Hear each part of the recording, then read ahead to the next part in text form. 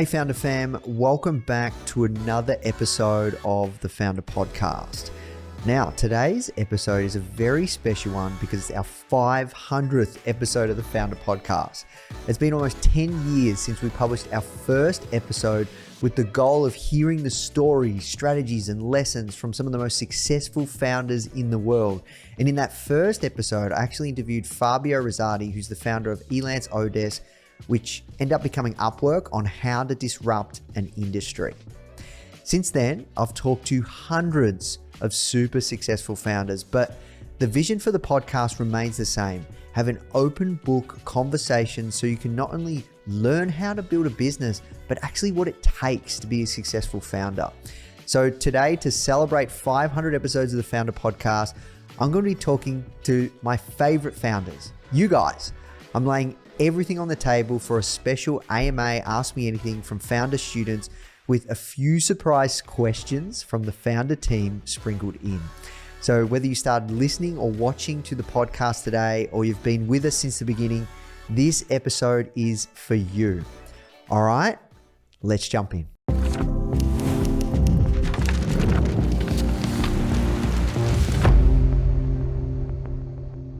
All right, so let's jump in, guys. The first question that I have is from Vika, and he asked me, what was the most inspiring story that made you who you are today?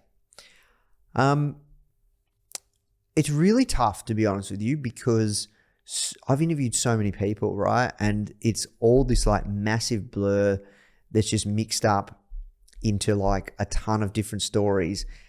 But I want to share a story about me, that something that happened to me that made me who I am today. And that was, I never forget, it would have been about at least 12, 13 years ago. I was working my job in IT support, and part of my job was, supporting the team members around, tech and infrastructure and fixing their computers and, making sure people can work. And there had been a complaint that came in, or numerous amounts of complaints that came in, that the staff, the 200 plus staff, weren't feeling supported, and they felt that every time they raised a ticket to get help, those tickets never got answered. So what ended up becoming what was a directive at the time was that we would do shifts. Me and a few other team members in my IT support team, we do shifts, and we needed to, do shifts every half a day each, walk around the two different floors to say, basically, does anybody need any help? And walk around. And my boss at the time come in and told me this idea, and I said, I'm not doing that. That's a waste of time. And so I actually got pulled into the office by my boss's boss, and she absolutely ripped me apart. And after that meeting, I literally felt like I wanted to cry. And it was such a crazy feeling that someone could have that kind of level of impact on my life and that kind of power over me, around the work that I wanted to do, and just the way that made me feel. And that particular story I have carried with me for my whole life, because I said to myself after that, I never want to be in that position ever again where someone can treat me that way. And that was pretty impactful for me.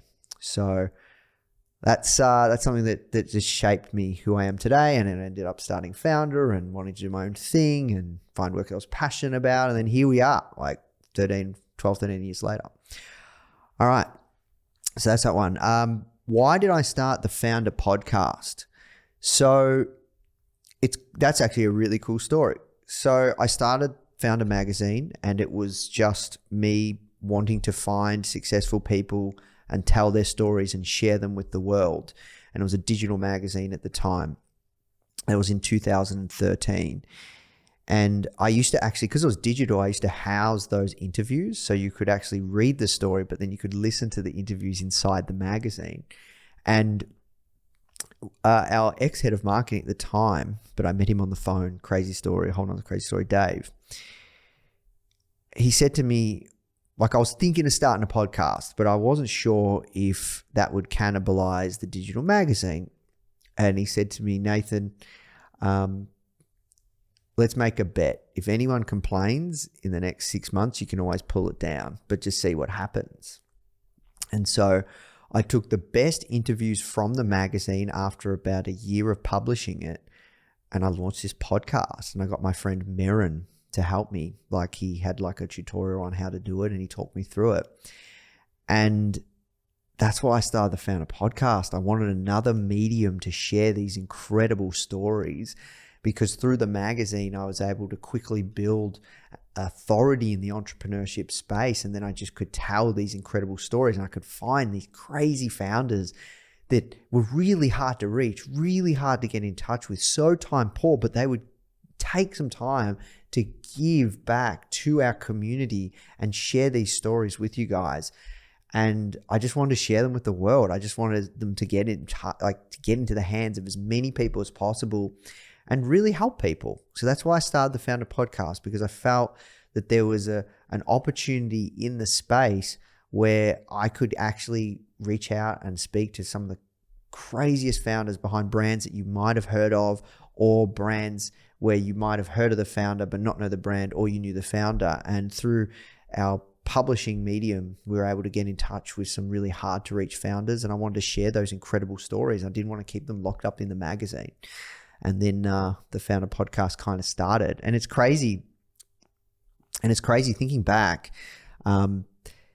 I used to think 10 years ago back then that podcasting was massive and I'd missed the boat. And now people think at podcasts and be like, wow, podcast is massive and I've missed the boat. Like, it never stops, right? Like, you always think an industry is too big. It isn't too big.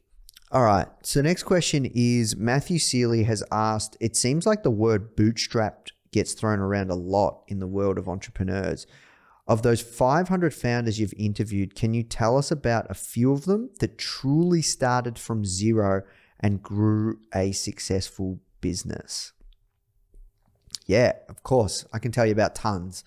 Some crazy ones that are my favorites are the guys from High Smile, two fellas, soccer players, didn't play at like a super professional level, but competitive. They were into competitive sports and they played soccer, based in the Gold Coast, Australia. If you know Australia, Gold Coast is not the place, like, it's not a business hub, it's not a startup hub, it's not where heaps of talent go, especially like they would understand the online space.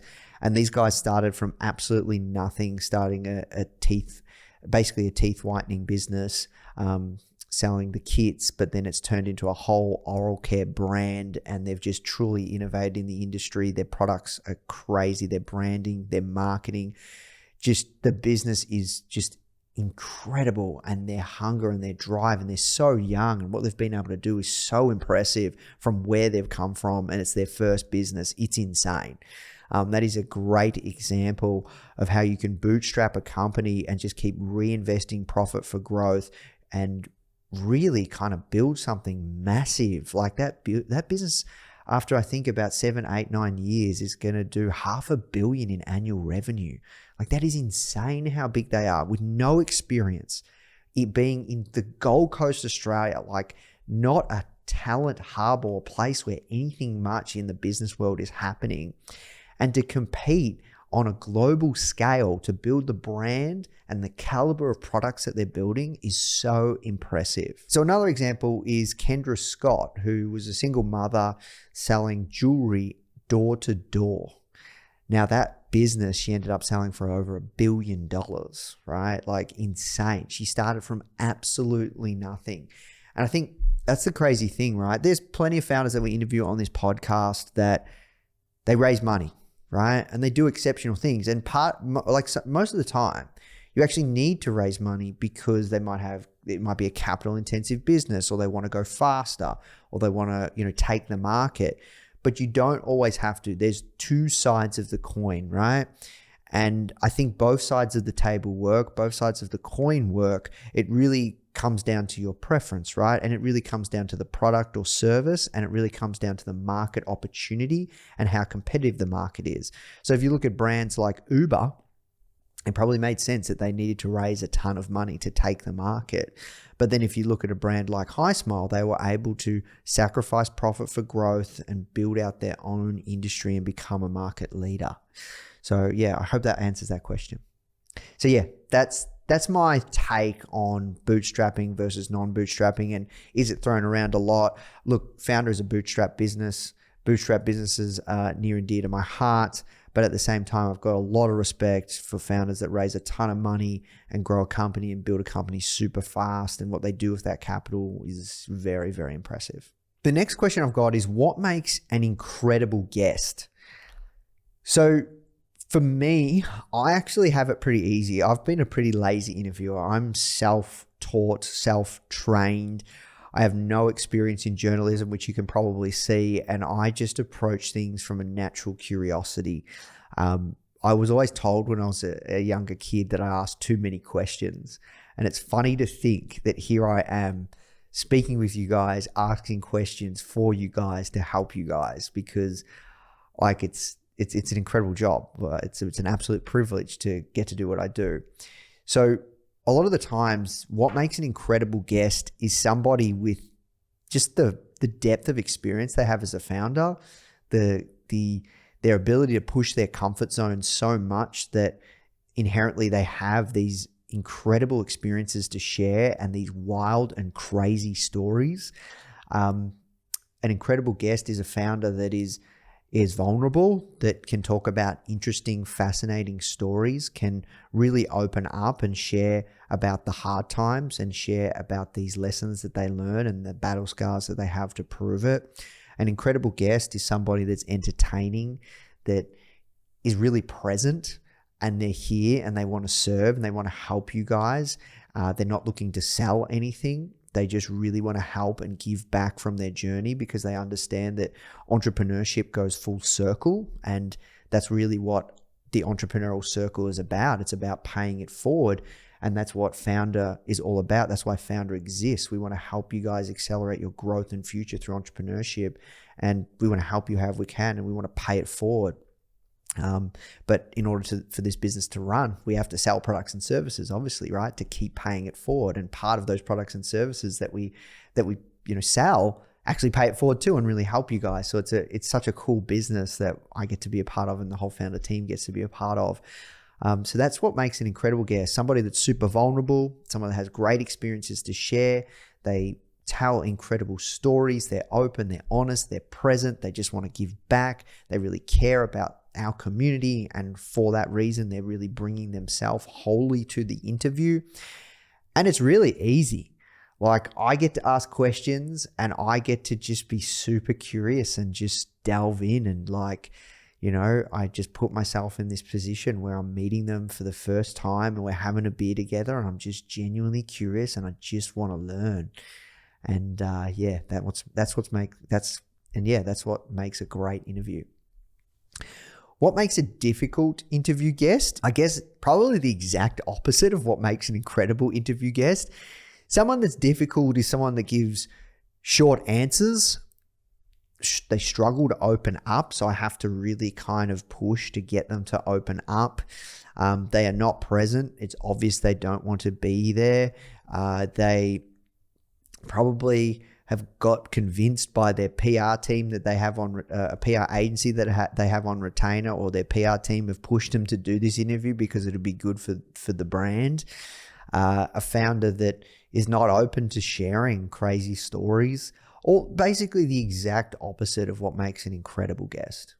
All right, my next question is, can you share a story of an awkward or funny moment that happened during an interview? Yeah, I've got a ton. I'll share with you some good ones. So when I interviewed Melanie Perkins, the founder of Canva, it was early days Foundr, and it was actually early days Canva. And I never forget, I was interviewing her in my parents' basement. And back in the day, there was no Zoom. I used to use Skype, and I used to use this tool on Skype called Ecamm Call Recorder. And we started doing the interview, and I was speaking to her for about 20 minutes and I forgot to hit record. And I was just like, oh my God, I am so sorry. I need to hit record. And she just started again, and she was so professional. She was so polite, and I'll never forget it. I have a lot of respect for her, and it's a testament, like the kind of character of a founder she is and the kind of person she is. Another great one was, I remember I was going to interview Tony Robbins. I've interviewed Tony Robbins like 2 times, maybe 3 times. Yeah, 2 times at least. Yeah, 2 times. And the first time, it took like quite a few times to actually make the interview happen. So one time I showed up and they didn't know where Tony was, and he was racing Ferraris around the Arctic Circle, and that they couldn't get in touch with him. And so we had to reschedule. Then another time, once again, I was in my parents' basement, early days founder, and I actually got up at like 4 a.m. or 3 a.m. to do the interview, and there was no power. My whole house, my whole street, they turned the power off because they must have been doing scheduled maintenance, and they assumed everyone was sleeping, which is crazy. And then they were waiting, and I had to speak with my phone. I'm like, I'm so sorry, guys, the power's not on. We have to reschedule. I think that if you haven't heard or seen the interview with Grant Cardone, who's a bit of a controversial character, he come to Melbourne. A lot of people were saying, hey, you should interview him. And he's just a successful founder in his own right. And he's a very interesting, funny, hilarious guy. And, love him or hate him, he knows how to get attention. And I interviewed him, and that was crazy. It was awkward. He was asking me how much money I had in my bank account, and I wouldn't tell him. And he kept guessing, and I kept on going higher and higher and higher. And yeah, he was saying I was like, a little bitch if I don't tell him. I thought that was a funny, awkward moment. The interview with Noah Kagan, not the latest one, the most recent one, but the first one, that was a crazy story, and it was awkward, but it made for one of the most interesting interviews from a confrontational perspective, because he came to Melbourne. I met him. I asked him to do an interview. He said no. He was kind of a bit of a jerk about it. And then later, and that was early days Foundr, like when I first started in the first few months, and then like 2-3 years later, when Foundr was growing really fast, he reached out and I told him the story, and then he got really mad at me, and then he asked me again, can we be friends? And then we ended up smoothing it over and all sorts of things. And and he's a great guy. Like, it was a fantastic interview, especially the latest one and that first one. But that was awkward. It was interesting. It made for an interesting interview. There's been some crazy ones. Said Cole has asked me, what has been the most common answer from guests about how to scale their business? I would say it's around people. And this is something that I continually have to remind myself. And I think we need to put out more content, especially courses and programs, and more content in our platform around people, not just around how to be a better leader, but also how to hire, find, and identify and attract great talent to your business, because businesses are built by people. And I know it's not sexy, right? It's not a sexy topic, and it doesn't get clickbait, right? But I guarantee you, every single founder that I speak to has people challenges, wants to get better people. And it's crazy the things that I've seen, how you get even one good person or a few good people in your business, how fast it can grow from just great people. And that would be the most common answer from guests in a roundabout way around how they scale their business, is getting better people and how they find better people. And it's something that needs to be talked about more in this space, because it's the key to everything. Businesses are built by people.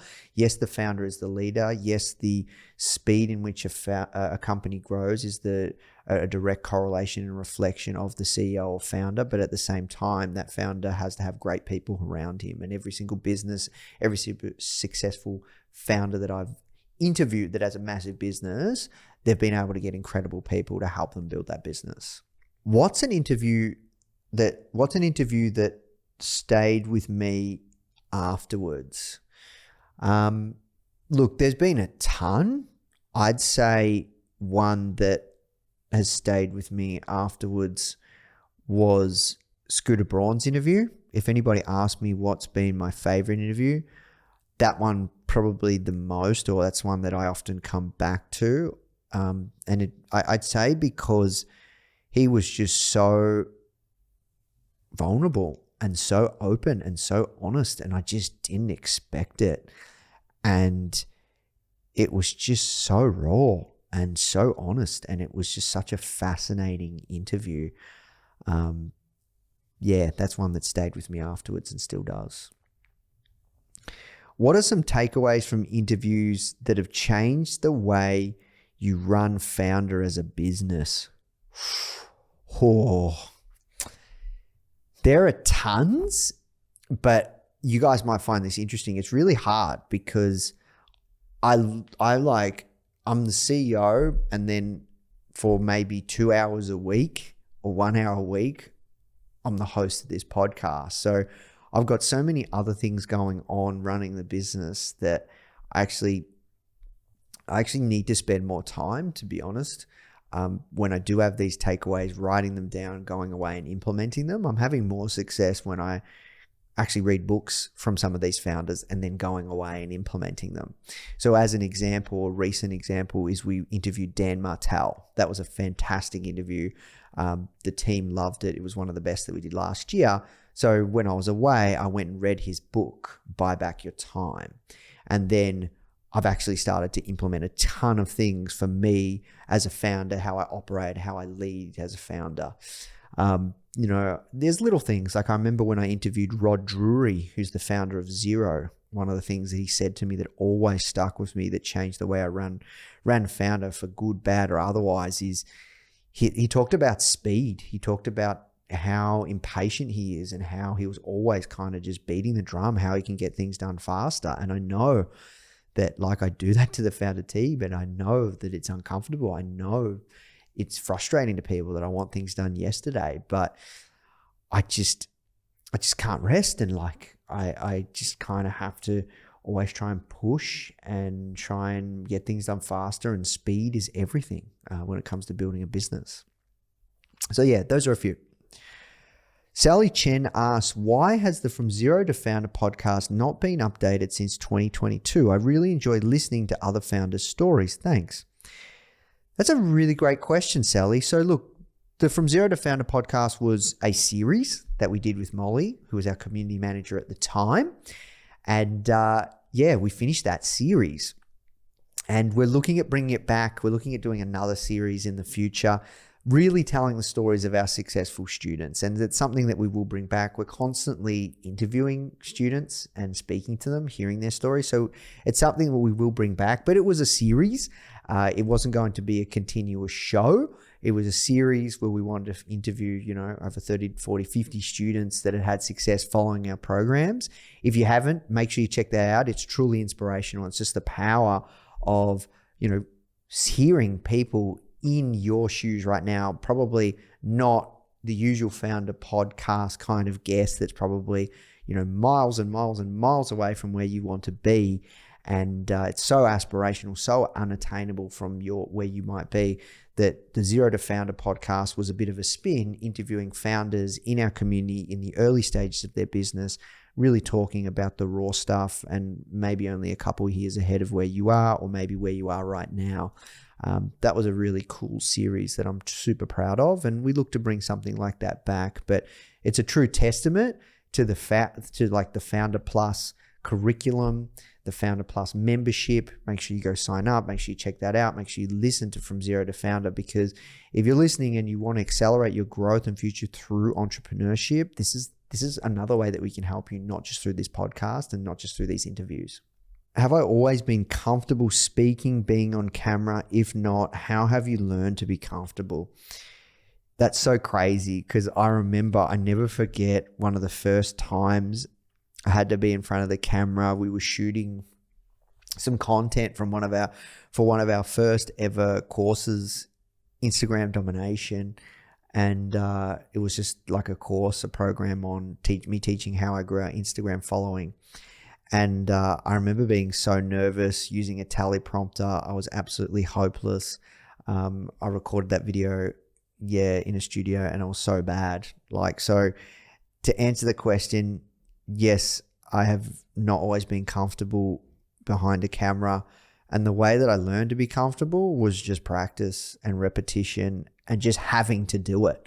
I never intended to be the face of Foundr. It just happened because I was bootstrapping and it made sense and I just had to do it. And I've just continually put myself in these positions where I'm always behind a camera, and now I'm super comfortable. I just pretend it's not there.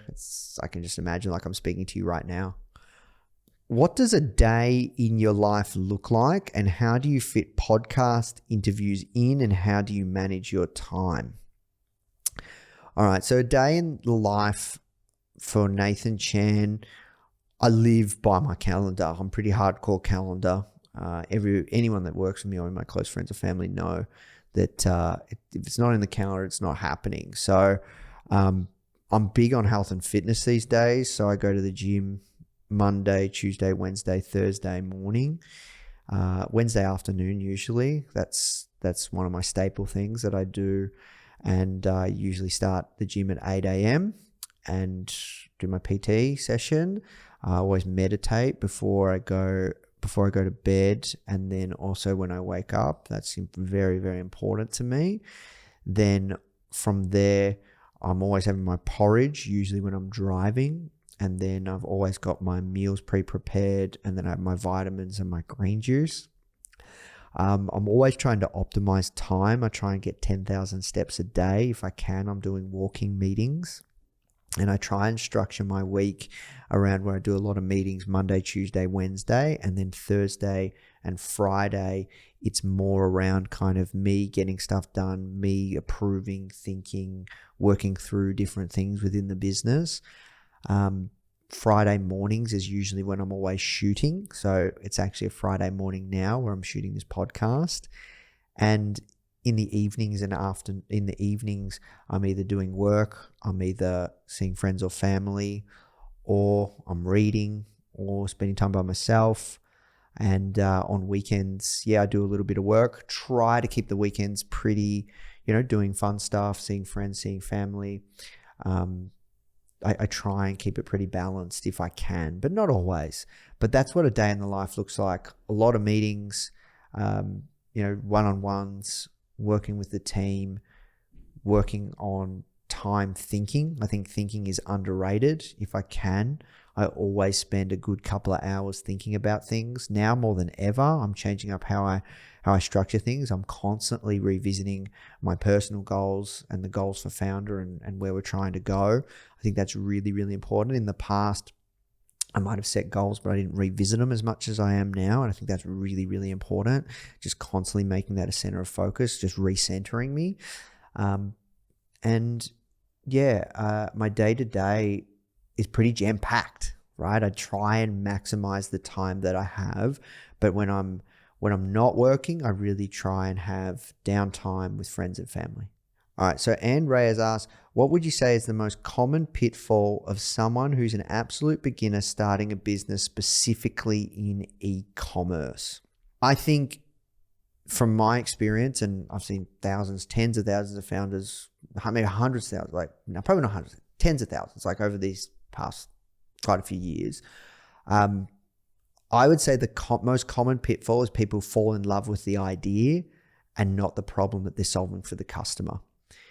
When it comes to building a successful e-commerce business, or building a business that can give you the lifestyle that you're looking for, or give you the freedom that you're looking for, or to build something that you're truly proud of and to really help others, and it's really fun to build a business. There's hard times, don't get me wrong, but it's fun to create. I think the number one problem that e-com founders face is product selection and getting the product selection right.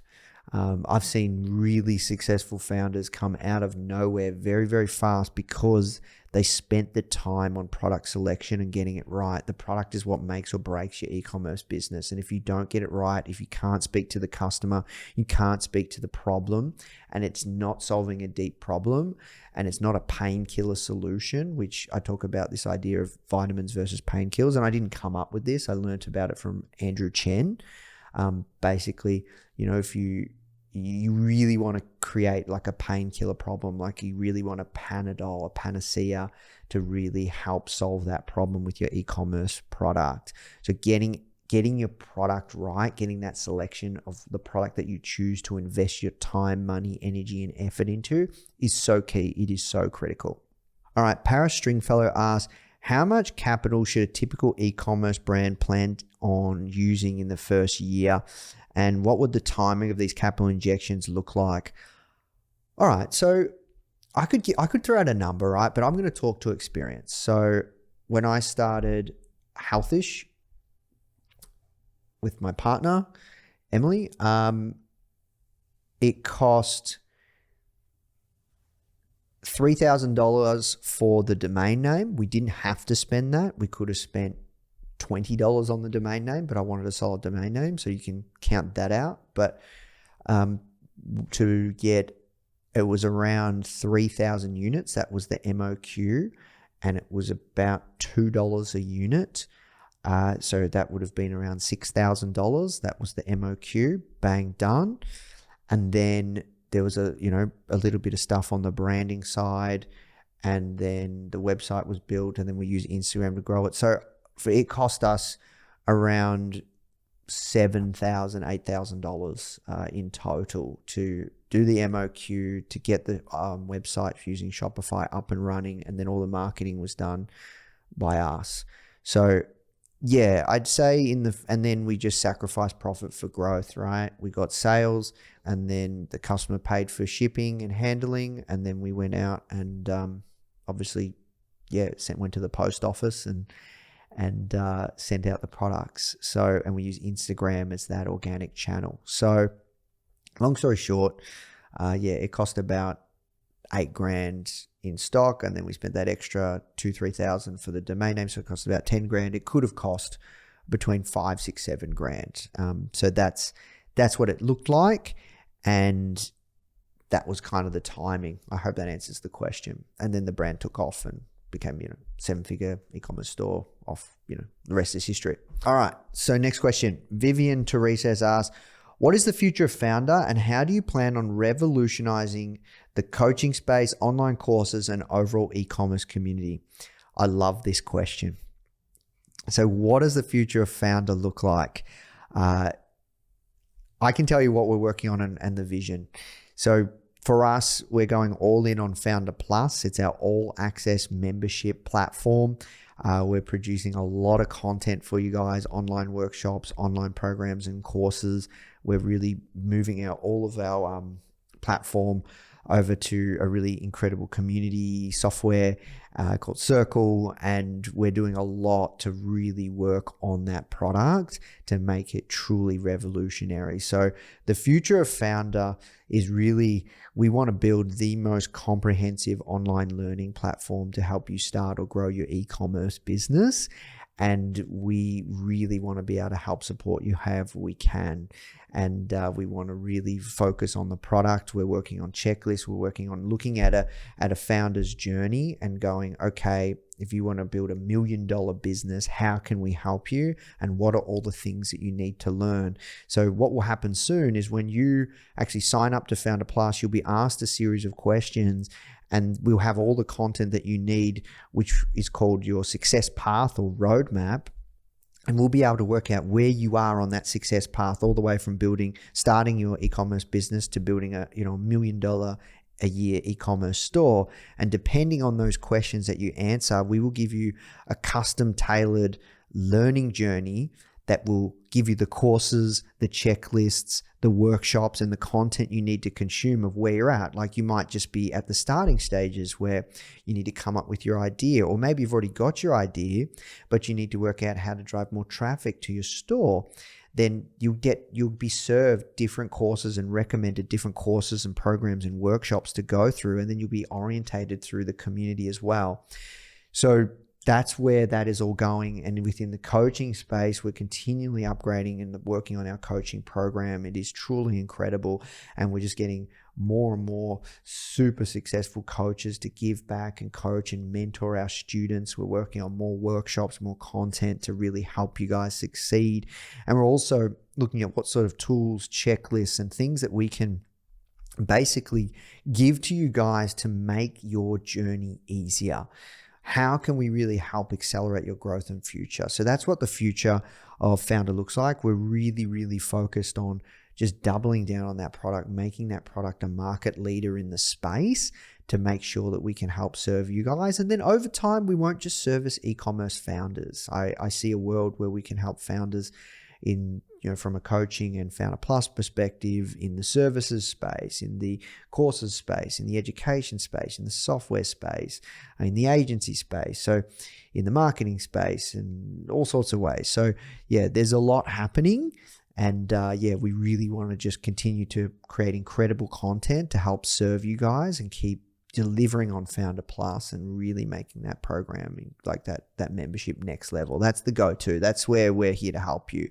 And I want to build I want us to be the co-pilot to help you guys on your entrepreneurial journey. All right. Lucky last question. If you could interview any entrepreneur, dead or alive, who would it be and why? It's my favorite question I ask people at the end of every episode when we get to the hot seat, and it's an easy one for me. It's Elon Musk. I think he's just, love him or hate him, what he's been able to do as a founder and what he's been able to create and the brand that he's been able to build as a personal brand, but then also as all these different crazy brands that he's been able to build is just fascinating. And he's just unwavering belief in the ability to handle everything he handles, and the amount of stress and pressure that he takes on is just exceptional.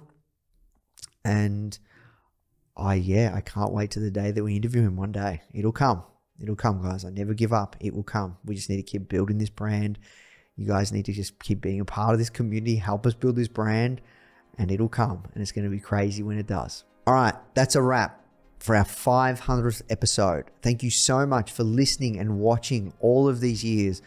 We've got a lot in the works to make the next 500 episodes of this podcast even better and to provide you with the conversations that inspire you to accelerate your growth and future through entrepreneurship.